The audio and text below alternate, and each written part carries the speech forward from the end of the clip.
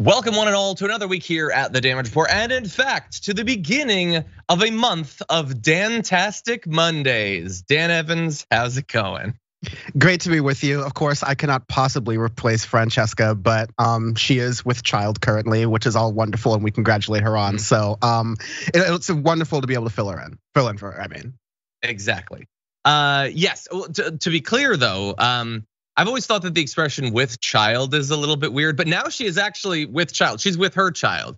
She had been pregnant, but now she's with child because she did give birth. So yay, that's awesome. And look, I think in a modern, advanced Western nation, she should get at least like 48 hours off and then get back to work, Franny. What the hell? You're really cashing in on this baby thing. But anyway, she's posted on social media about it if everybody wants to go check out her Instagram at Franny Fio. And in the meantime, though, Dan, we are very excited to have you joining us on all of these Mondays. Thank you for doing that. My pleasure. It's going to be really exciting to see what shenanigans happen leading up to the wonderful midterm election that all of my friends have known about for the past several minutes.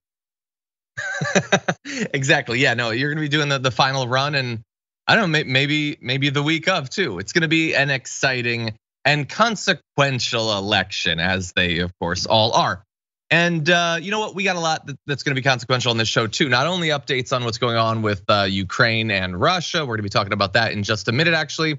But it was a weekend that just passed that I would classify as everyone just saying the worst stuff kind of a weekend. Everybody just wanted to let out the terrible things that they believe and think. And so we're going to be covering a little bit of that as well. And there's a little bit of good news, a little bit of fun news.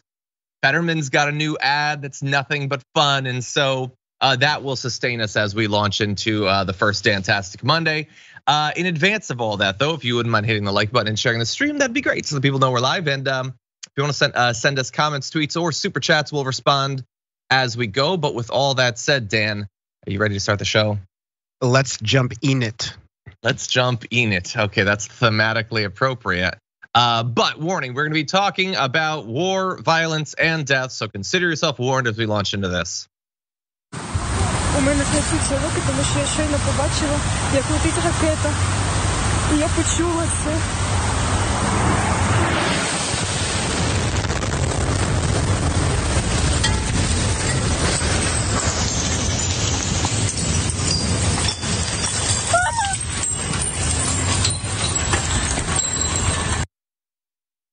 In that video, you see a young girl in Ukraine capturing what might have been a follow-up strike. Perhaps it's why she started filming, but it was part of the massive wave of missiles that struck in multiple cities throughout Ukraine over the weekend. In response to that, Volodymyr Zelensky, the president of Ukraine, wrote on Telegram there were missiles hitting across Ukraine and that Russian forces were trying to wipe Ukraine off the face of the earth, saying unfortunately, there are dead and wounded, and the number of both dead and wounded has been, of course, as it always does, going up as more more on the ground work is done and more news gets out. But here is Mayor Vitaly Klitschko giving an early this morning update on how many had died. Велика терористична атака російських варварів на столицю та обласний центр України. У Києві ми бачимо зранку влучань в кількох районах. Зокрема, в центрі нашого міста також агресор вдарив по кількох об'єктах критичної інфраструктури. За даними на цей час від ракетних ударів в нашому місті загинули 5 людей. There is referencing 5 dead just in that city, but I've seen 11 and I'm sure that it will end up being more because these strikes, we can use many terms to describe them, but indiscriminate feels like one of the most important ones. They struck bits of infrastructure, that is true. They also struck parks and government buildings and children's playgrounds and basically all over the place they struck.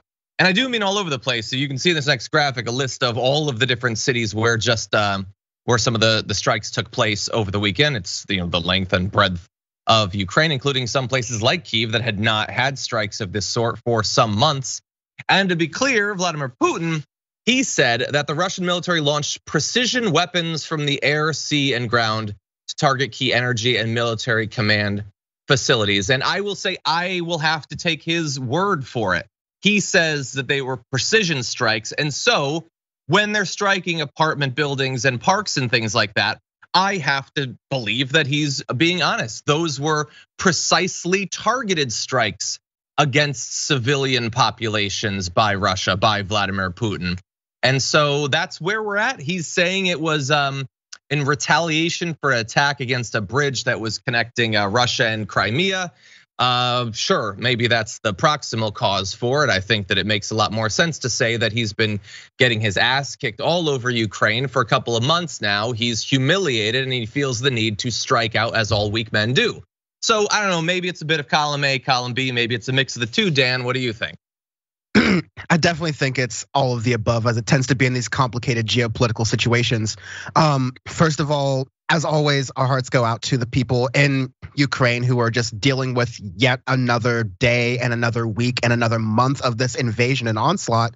And it seems sort of like the current plan is stalemate to some extent. Like, there doesn't seem to be like Russia or Ukraine is arguing for any sort of peace, so to speak. So those on the left who are just anti-war altogether seem to be out of luck. And we're sending billions of dollars over to Ukraine. But in this case, we see why it's important. I don't even trust Putin when he's saying precision strikes, because at home he's at a point where he needs to continue to justify this war when the conscription of service people is increasingly unpopular, and the war effort on its own is starting to get a little bit unpopular in the public.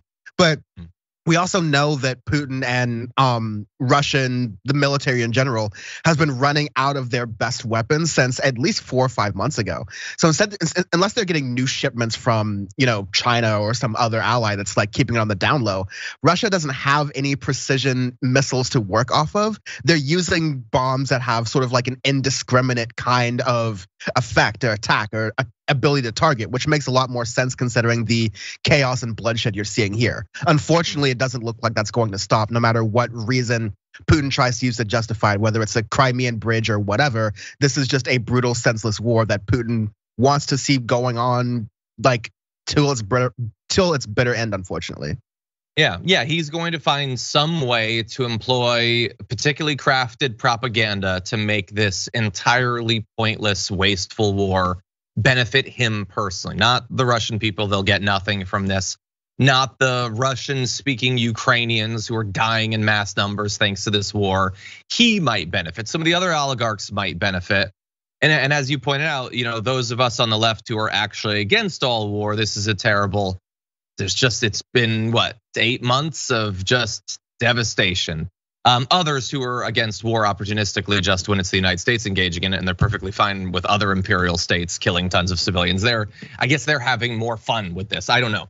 But for those of us who care about the mass death of civilians, this is devastating. So, they did these strikes. Here's some more fun to add to the pile. The president of Belarus, Alexander Lukashenko, announced Monday that he and Putin have agreed to deploy a joint regional grouping of troops amid the escalation of fighting in Ukraine. He said that he's worried about Ukraine attacking or invading Belarus or something. Just whatever. Whatever you need to say.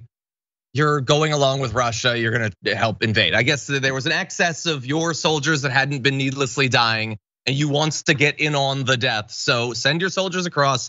They'll die too. It'll be amazing for humanity. The cool thing is that we as a species, as a planet, are not facing any crises not of our own making. And so everything's fine and everybody's doing great. And so we can afford to waste time and money and lives in these sorts of pointless attacks.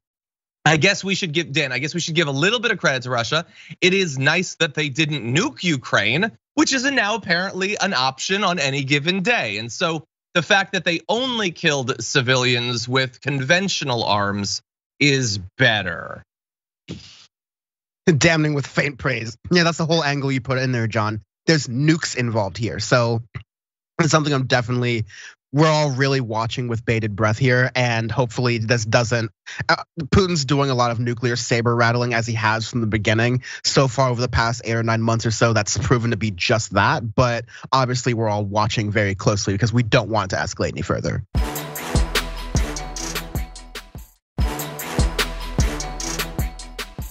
Well, let's now turn to an even dumber angle on this news, starting with this. would have never happened if I was president. If the election wasn't rigged, this would not have happened. Ukraine and Russia would not be fighting. It doesn't mean they'd love each other, but there's no way that they would be fighting. There's no way that Putin would have gone in. They actually taunted him. If you really look at it, our country and our so-called leadership taunted Putin. And if I would listen, I'd say, they're almost forcing him to go in with what they're saying. The rhetoric was so dumb. Okay, so I don't particularly care about Donald Trump implying that somehow Putin would have been restrained in his imperial ambitions if only Donald Trump had been in office. I think we can all agree that's on its face moronic, right? We can move past that. Definitely, it would have been an easier time for Putin. He definitely would have invaded. Ukraine wouldn't have gotten the assistance and it probably would have succeeded by now. Can we move past that? No, the more interesting part of this, I think, is hey, you forced him to hit you. You really shouldn't have raised your voice. He wouldn't have punched you if you hadn't done that. And it isn't just that Trump is making this comment. It's been a thing that Trump has been saying for some time, and he is hardly alone on the right or the former left in making this case that no matter what Vladimir Putin does, no matter how barbaric, no matter how many civilians die, it's probably anyone else's fault, literally anyone else, because they forced this kind-hearted dictator to invade another country. Trump had previously described the justification for invading as savvy and genius. And really fast, before we return to them endlessly saying that it's someone's fault other than Putin, think about what's happening here. He's saying, you guys forced him to do it. You left him with no options. You backed him into a corner. He had to do it. Well, then why was it savvy and genius? Savvy and genius sounds like it was a plan of his, a plot of his. He did something clever. Now you're trying to pretend as if he was forced to do this by the US. So which is it? I mean, there is some consistency there. He's taking Putin's side in both of those narratives, Dan. But what do you think?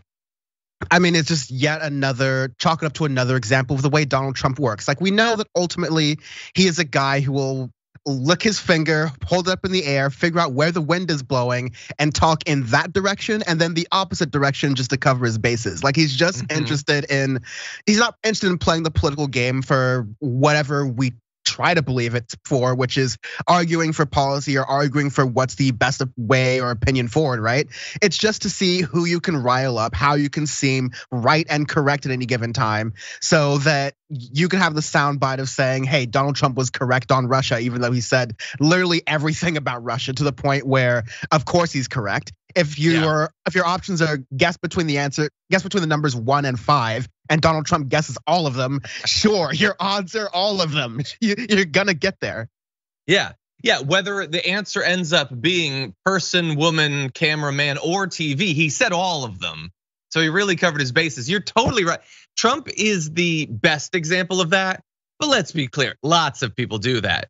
Did you know that everyone in media correctly predicted that Trump would win in 2016 and lose in 2020? Everyone.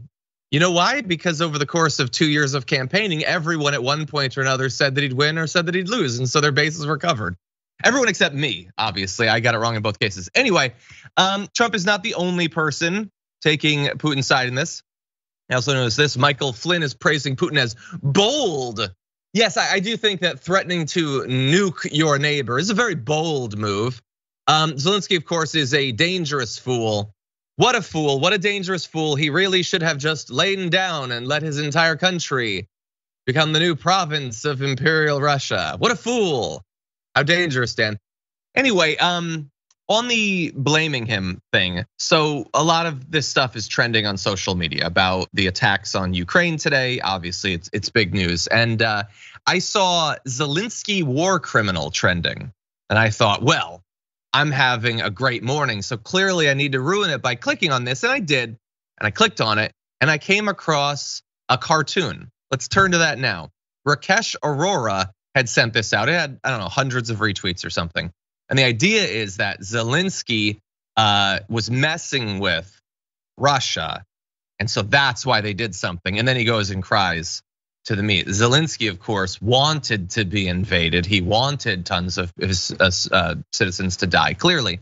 And I saw that and I thought, that doesn't really seem like something a regular person would put together. I mean, come on, really? And so I decided to do an experiment. I took the entire text of that tweet and I put it in the search bar. And I found that it's actually a popular sentiment because Mohammed Shamshir sent the exact same thing. Same image, same text, same spacing, same everything. Akash Sky Tawari, also great minds think alike, sent out that exact same thing. And I'm not gonna burden you with a bunch more, but if you search for it yourself, you'll find many people, all of whom collectively have like 200 followers, sending out the same text, the same image, and a lot of them getting quite a bit of engagement on it. It's a weird but entirely organic expression of political opinion, Dan. Yeah, normally I find that normal, political memes, they spread the same way that advertising does, where someone over somewhere figures out, oh, this one's getting a couple more retweets than that one. Let's just start pushing this one out so we get our maximum engagement or our maximum traffic here. It's, I think this whole idea of, this, take it to any other context where leftist morality works out, whether it's with relationships, whether it's with imperialism. This whole, oh, look what the smaller country made the bigger country do. Oh, if the smaller country just wasn't aggravating the larger country. And truthfully, I don't want like a smart analysis of, okay, what is NATO's presence in Eastern Europe and what does that represent in relation to Russia? I think there's a good conversation to be had there. But I think the idea of simply reducing that to Zelensky is poking a wasp's nest and then complaining that he's getting attacked when how many thousands of people have been killed in this invasion on the part of Russia? It's senseless, it's ruthless, it's meaningless internet points, or you're being a bot. 100%, yeah. Yeah, I do have to say though that after seeing this morning, I do think maybe Elon Musk's got a point. Maybe there are a lot of bots in there. No, he was being as disingenuous in pushing that point as these people are in this point. Look, you can put whatever text, whatever hashtags you want, whatever image you want. The point is, it is perfectly acceptable for Vladimir Putin to absolutely conquer and crush Ukraine and kill as many civilians as he feels like. Honestly, if his numbers start to dip, he should just kill more. It's perfectly fine. We should be fine. We should just watch it as a world. And honestly, if he decides he wants to attack, I don't know, Moldova or something next, or another country, that's perfectly fine too. It's awesome and great. Sure, it's imperialism, but it's not American, so it's really okay. That is the lesson that you can get from people like this. In any event, really fast, Dan, I saw some of the Red Light Dragons like, I love the background plant. It is a nice touch, I like it, a little bit of greenery, I need to add that. The only greenery I've got is Grogu. But anyway, with that said, we've got a lot of other news to get to. We're gonna take our first break. We're responding to some of your comments, and we'll be back in just a few.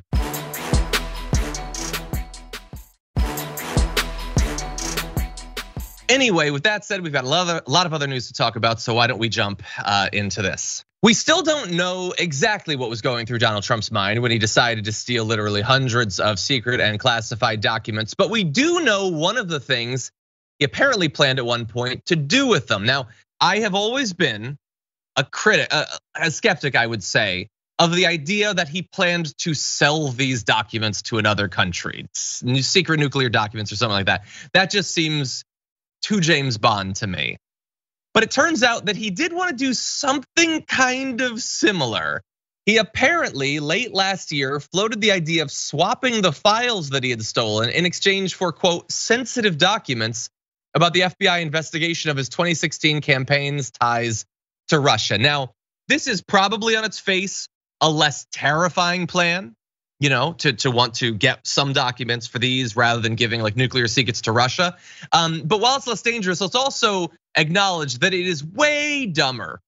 The idea that he stole all of this secret stuff and what he wanted to do with it was get stupid, dumb documents about the 2016 Russia thing so he could continue to relitigate that until he finally croaks. That is just as dumb as this scandal finally had to become. Here's more details. As the National Archives pressed Trump to return the scores of official documents that were being stored at his Mar-a-Lago estate in South Florida and not in their possession, the former president was frustrated by the government agency's refusal to disclose documents that he felt would back up his claims about Russia. Trump told advisors that in order to obtain access to those documents, he would give the archives the boxes of materials that were stored at Mar-a-Lago. Importantly, aides did not go through with the proposal, but it was one of many ways in which the former president repeatedly delayed calls by the archives to turn over the documents located at his personal residence. So why exactly the National Archives, in their duty to get the documents, would bargain for other documents? I don't know. Why he didn't just steal those other documents when he was the president? I don't know, Dan. What the hell is going on? Well, I remember from the massive brain rot of covering the Trump administration daily that at certain point he was under impeachment investigations, and a major line from both like the Trump campaign and every right winger was no quid pro quo. You cannot prove a quid pro quo of any kind. No quid, neither a quid nor a quo, neither quid nor quo, no quid pro quo. What that essentially means, to de-Latin it, is, are you intending to trade something to get something else? So you're saying, John, in defense, the idea that he's trying to sell nuclear documents is a little bit insane. It was like that, I remember that BuzzFeed article that broke right before Trump's original inauguration that was like, oh, there's a P-tape and there's a secret Moscow, all this. It was too good to be true, right? There's sometimes where you get those stories like that, but yeah. I don't know, maybe he's not selling it, but let's break into the legal terms here. He's exchanging it. He's offering one non-monetary thing for another of value. It's exactly what quid pro quo is.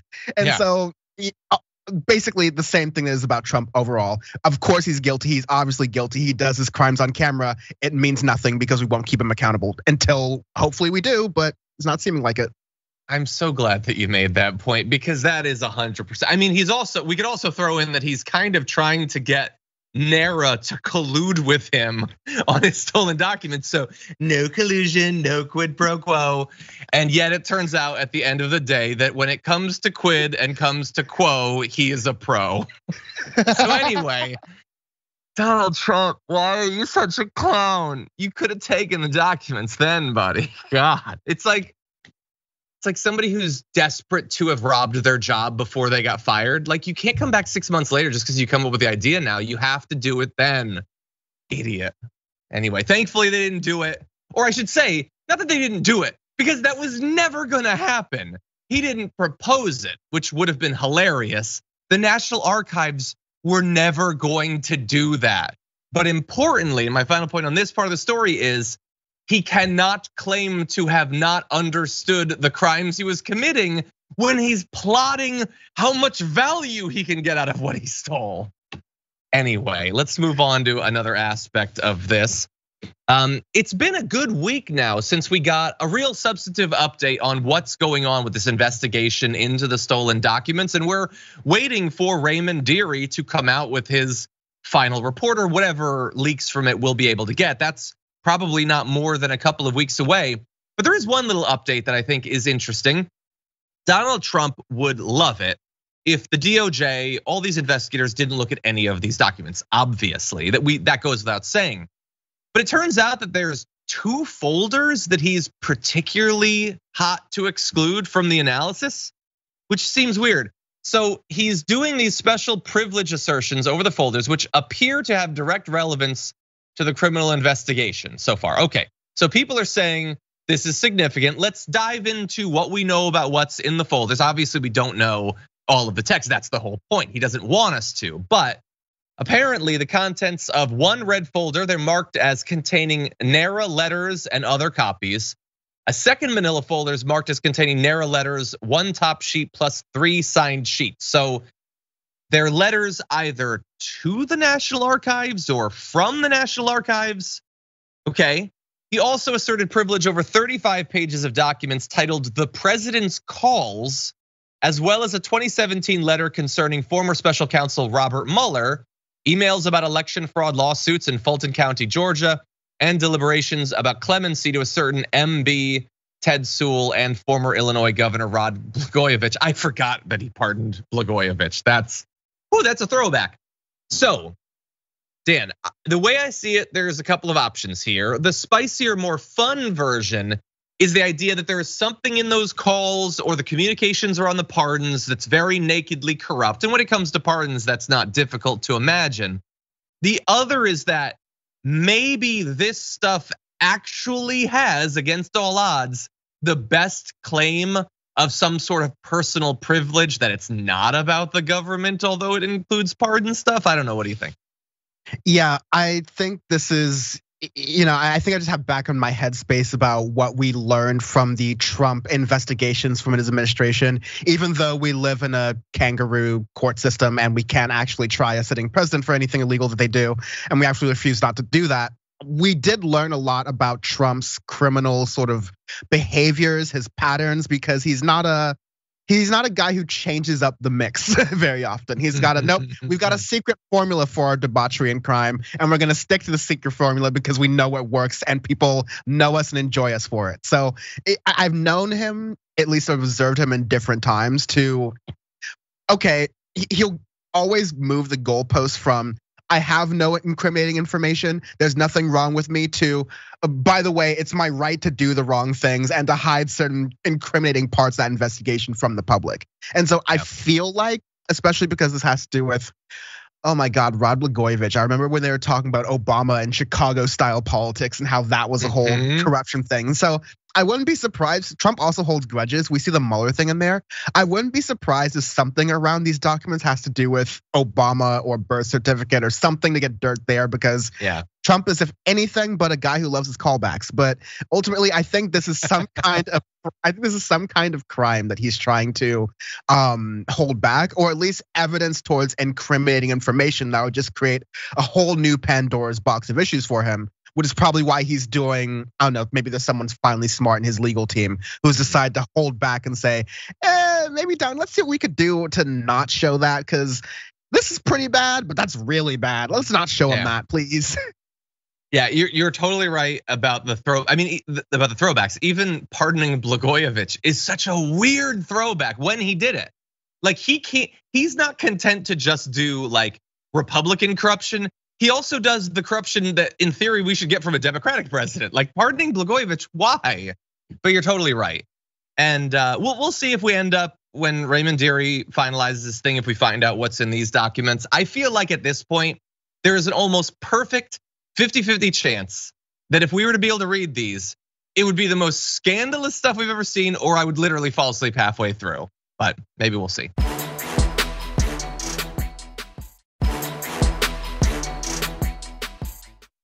Anyway, with that said, why don't we move on to our C block?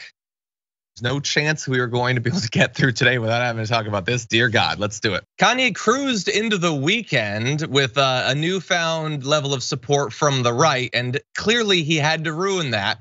And he started talking and talking over the weekend, giving us our Monday Menace.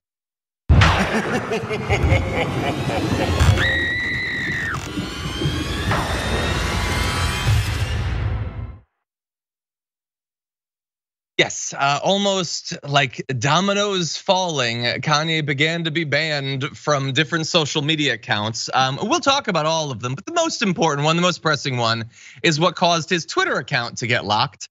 Here's what he wrote: I'm a bit sleepy tonight. Word of advice: if that's the beginning of your tweet, just go to sleep, buddy. Just go to sleep. Anyway, I'm a bit sleepy tonight, but when I wake up, I'm going DEFCON 3 on Jewish people. Sorry, if you're on the podcast, I wanna make clear that the Jewish people is in all caps. The funny thing is, I actually can't be anti-Semitic because black people are actually Jew. Also, you guys have toyed with me and tried to blackball anyone who ever opposes your agenda.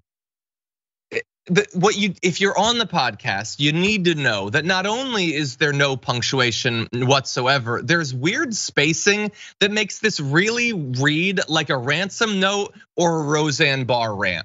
So anyway, that has been labeled by many as anti-Semitic, or by Reuters as allegedly anti-Semitic. I don't know, Dan, when you say that you're going DEFCON 3 on a religious group, I feel like you're inviting the anti-Semitism label.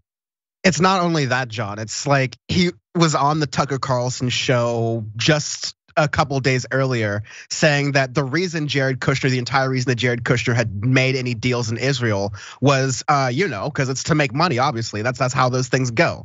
And Kanye was even thinking of himself as being cute, like, oh, Teehee, am I allowed to say that on your network? And Tucker Carlson, with the crud-eating grin that he always has, sure, go ahead. You could totally say that on my network. This is free speech. He literally said, we're about free speech here. We don't care what you say. Especially if it's what the Anti-Defamation League notes is like obscenely anti-Semitic. Not only goes against, like it plays into an oddly anti-Semitic trope in a lot of different aspects of rap music that I've talked about in my podcast Audio Face very recently, but it also has to do with Ye sort of like seeking attention in the weirdest, most destructive ways possible. Let's keep in mind here, like, yes, maybe he's going through an episode, maybe not, but I wanna make it clear, just like with the Roseanne Barr situation, there are not medicines you can take or mental states you are under that make you more of a bigot. That stuff is already there. There are just inhibitions that are lessened because of different situations we're in. But that stuff, being bipolar doesn't make you an anti-Semite. Yeah, exactly. No, you might think that you found a link between bigotry and a substance, but it's probably just a correlation. Like, yes, a lot of those people are big fans of ingesting ivermectin and colloidal silver, but it's not a causal relationship that we're identifying there. Anyway, what I love about this statement isn't just the weird anti-Semitism, the death con thing, which, it's that he seems to understand in his foggy state. He still understands that he's probably gonna get criticized for being anti-Semitic. And so he makes this claim that he can't be anti-Semitic because black people are actually Jew. This doesn't appear to be saving him, Dan. Do you think this is going to help him out at all, that preemptive defense? Yes, it will. Like, no, there's a very, and again, we're reading from Kanye West here. This isn't the most like he is a scholar. He read this all information. I'm not talking bad on him. In that Tucker Carlson interview, he said that he doesn't read books. He doesn't like books, by the way. So I'm not making a jump here, but he's making this weird sort of case that's floated around in certain areas of the black community. Like, oh, there's black Israelites and Hebrew Israelites who are come before the Jews, or the original thing. And like, it's sort of not a full ideology that gets played out, but this will appeal to a certain set of, manosphere type black conservatives. Who are looking for, just another reason to say, hey, well, you know what? I like conservatism and I like Trump and I like all these things that are ultimately detrimental to marginalized communities, including the black community. But ultimately, I'm fine with that because, oh, look, Kanye West approves of it and there's a black guy approving it. And also it helps me with my bottom line, and all this misogyny doesn't personally affect me. Yeah, no, 100%. And look, even if there were black Israelites or something, like you can still be anti-Semitic. Like that's a thing. Like now maybe there's a higher, burden of proof or evidence or something. But if the message that you're spreading is that Jewish people control everything, in this case, all the social media, but input whatever industry you want. Jewish people control everything. They're the ones pulling the strings behind the scenes. I don't care at that point if you're a rabbi, it's anti-Semitic, that's what it is. If that's not anti-Semitic, I don't know what is supposed to be at this point. And look, as is often the case on the damage report, we're joking around a little bit, okay? We're smiling, okay? It's not a viral, bit of advertising for the movie Smile. This is a defense mechanism. But let's be clear, this is bad. Okay, and if you are, if you're Jewish and you're worried about what this might lead to, knowing that there has been a lot of lethal violence against Jewish communities, community centers, synagogues and all that, then I get it. I get why you're worried about this. This is as someone pointed out, Kanye West has, I didn't do the math, that's what they're saying, has more Twitter followers than there are Jewish people. I don't know if that's true, that's what they said. And so he has a very big platform. And if he is providing cover for anti-Semitism, the belief that these conspiracy theories are true, then yeah, I would be very worried about that. And it doesn't matter if he occasionally sings songs or puts out t-shirts or something. If his product today is anti-Semitism, then yeah, I think that people should be very worried about that. And one last thing, John, really fast. Another reason why people are so upset with him, especially in the Black community, because Candace Owens has already tried to co-opt his message, and a lot of other people are saying, they're getting what they want. They have their token, so to speak. Tucker Carlson, they're getting exactly what they want here. But the terrible irony is that the same people who are forwarding anti-Semitism, who are like, yes, Kanye West is doing exactly what we want him to do, they're also not that fond of Black people. They're the exact same people who we talk about all the time, these extreme right wingers who are closer to power in America than they have been, honestly, since the 1930s. And Kanye's up here going, I'm going to sing and dance for this group of people. I'm going to wear a White Lives Matter shirt and throw away all my credibility for that. There's a word even worse than betrayal that I have for that I won't use here, but Kanye West is an absolute buffoon. I think we could probably guess. Yes, yes. If you think, not you, Dan, but if there's a person watching this that thinks that conservatives who consume a lot of like Candace Owens content come out the other side with less bigotry, I got news for you. That ain't how it works. Anyway, with that said, let's turn to another angle on this. The hosts of Fox and Friends came out of the weekend feeling like it was their duty to defend Kanye West, whose Twitter account had been locked over some of the comments he made. And here is how they chose to defend him. And we're in this weird era where people can't just say what they want to say and take responsibility, for what they said, whether it's with the sale of his shirts or his companies, whatever. But this idea that you have to just shut down his account is just, it's totally totalitarian, totally anti-American, and I think it's just wrong. I don't know what he said. Maybe it was that's what I understand. Anti-Semitic. You should clear that up, though. Listen, I'm no fan of anti-Semitism at all. Of course. But the question you have to ask yourself is, would he have been restricted on Instagram if he hadn't given the Tucker Carlson interview?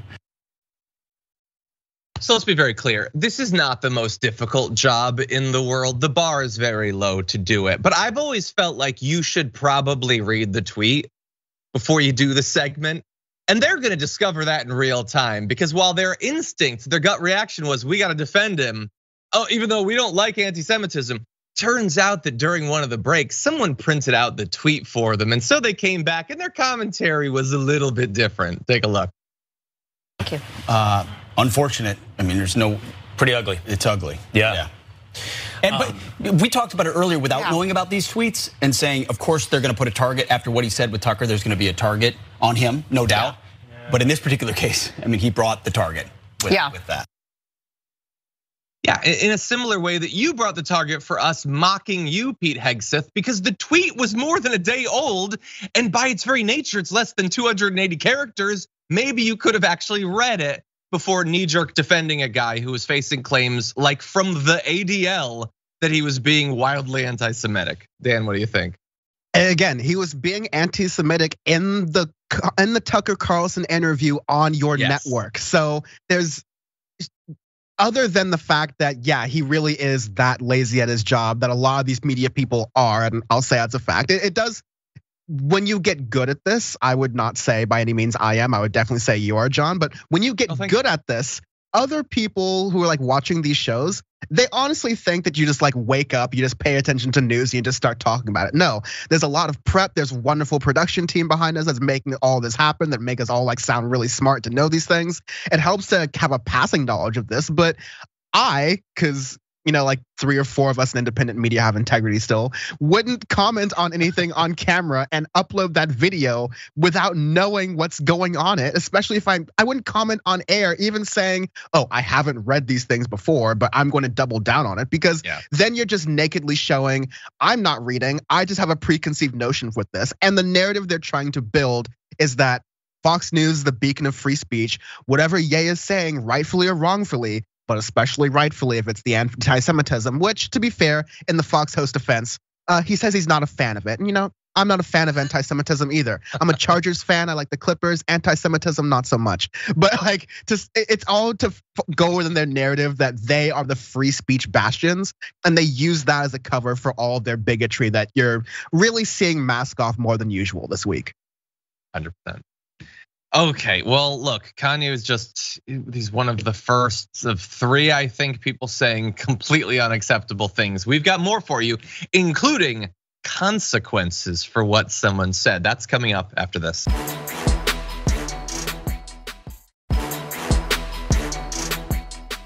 Okay, everybody, not much time. Let's jump right into it. Black people. I go, what is with Bonner? And I said, Bonner thinks he's black. That guy don't think he's black. I go, he thinks he's black. I told her the same thing. This kid is. He goes, why are they so close? See, during Black History Month, lo lleva al council. Y lo pone acá en el, remember? It's an accessory. When we do the MLK parade. Just like when they used to have those statues in plantations. Yeah. Bonnie would be like, hey, Nuri, are you going to the MLK? Well, Herb invited me, yeah, I'll go. Okay, I'm bringing whatever the kid's name is. I'm like, it's like the oddest thing. It's like black and brown on this float. And then there's this white guy with this little black kid who's misbehaved. Este niño has they're not doing, the kid is bouncing off the effing walls on the float, practically tipping it over. There's nothing you can do to control him. Parece changuito. And I'm just like, oh my God, I'm over here trying to parent this kid. I'm like, you can't do that. I said no.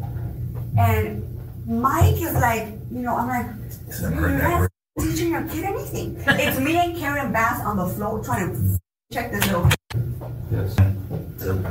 They're raising him like a little white kid, which I was like, this kid needs a beat down. Like, let me take him around the corner and then I'll bring him back. Yeah.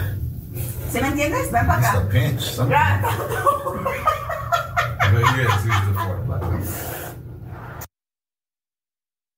That is the voice of LA Council member Nuri Martinez laughing it up as she is quoted there. I understand that audio is hard to make out. The important point, though, is when she refers to the black child of another council member as that little monkey.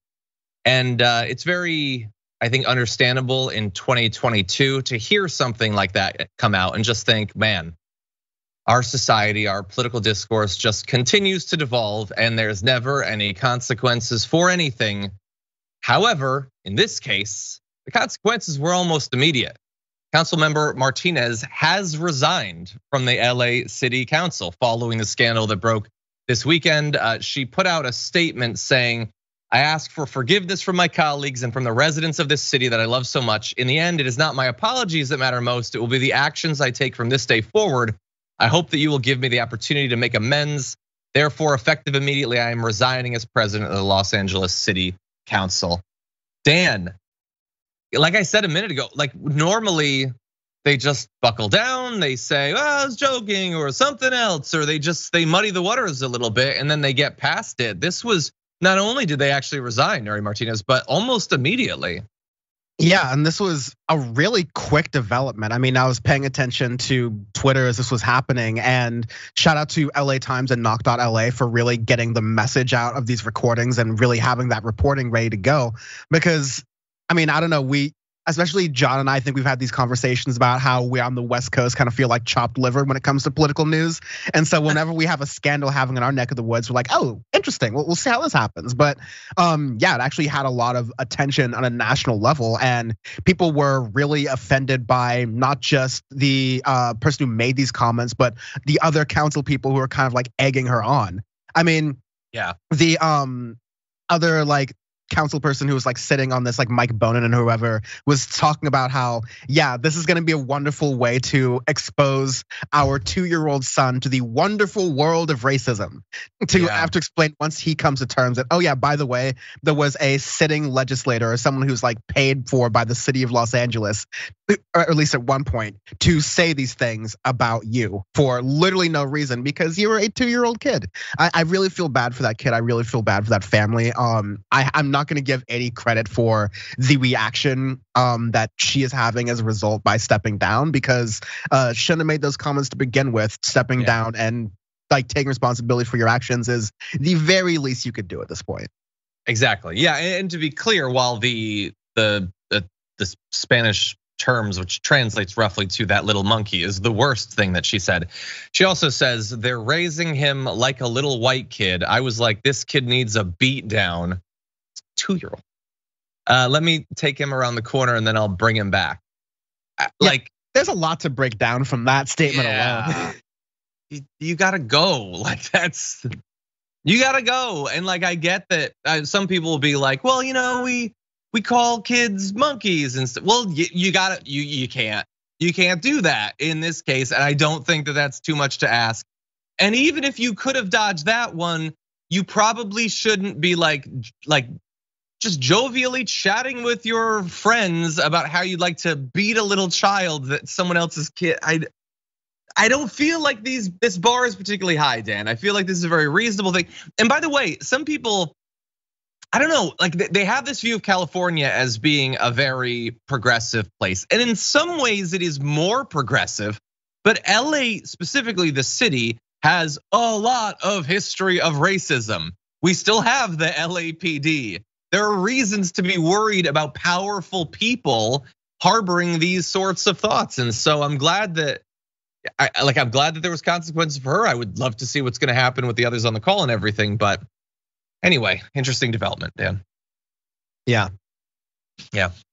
Okay, well, with that said, why don't we move on to the third video from this section? So we're gonna talk a little bit about Tommy Tuberville. Why don't we launch right into that whenever you're ready? Some people say, well, they're soft on crime. No, they're not soft on crime. They're pro-crime. They want crime. They want crime because they want to take over what you got. They want to control what you have. They want reparation because they think the people that do the crime are owed that. Bull. They are not owed that. Jesus. So he's not just a crazy Republican candidate. He's a sitting senator saying that all the Democrats are literally pro-crime, which would be bad enough, incendiary enough, but they want reparations because they want the people that do the crime to have your stuff. Like it's a dog whistle loud enough that dogs living in other solar systems' ears began to bleed. And he felt very, like, this is not a hot mic. Can we be clear about that? This is not Maggie Haberman has a book and 2 years later she says, I overheard an aide say that he said. No, this was him at a Trump rally in front of a crowd of people talking about how reparations are gonna go to the people who commit the crimes. Dan, what are your thoughts? I think that's such a really great point to bring out here, is that there was let's get rid of the lie that American politics was never like this. No, American politics was worse than this, except that, in the 60s and 70s and 80s, as you got more and more recording technology, this stuff started to be said, in behind closed doors, and became less acceptable to say these things, while you got some, marginal improvements for marginalized communities here and there in terms of social policy. And then for every one step forward you got there, you got 3 steps back with the crime bill and things like that. But now you do have politicians who feel empowered, emboldened to not only feel comfortable to say these kind of statements. Saying these statements is politicking. Saying these statements is red meat. This is how you get your base energized. And yeah, by jumping straight to the point there, they're saying that, oh yeah, reparations will be giving money straight to the criminals. Never mind that reparations is not really an argument any Democrat's seriously talking about right now. Never mind that that's not really an argument that any Republicans seriously going to interact with right now. They're just jumping to reparations. That's the thing Black people want, right? So let's not give the criminals, notice how I just switched criminals and Black people there, any of the money. And that's exactly what they think. It's what they're reaching out to. And like you're saying, John, this is what Tommy Tuberville thinks as a politician will help him, will get him more support, will get him more people like fired up. And that's scary about American politics right now. Yeah, and he might well be right. His entire argument there is the Democrats want to give your stuff to Black people. That's all it is. That's maybe the particular person saying it could be a little bit savvy in one case, less savvy in another if it's Marjorie Greene. But that's what they're campaigning on. Meanwhile, the poor conservatives that he's giving this speech to that apparently need help, they're so worried about their stuff being stolen and given away. They're so on the edge. He's also calling for an end to food stamps. So like, you should be worried about Democrats giving your stuff to Black people. Also, we're gonna take away any government support whatsoever. It's a weird little 1-2 punch they give you there. Anyway, there's lots more to come in the aftermath. Don't go anywhere, we'll be right back.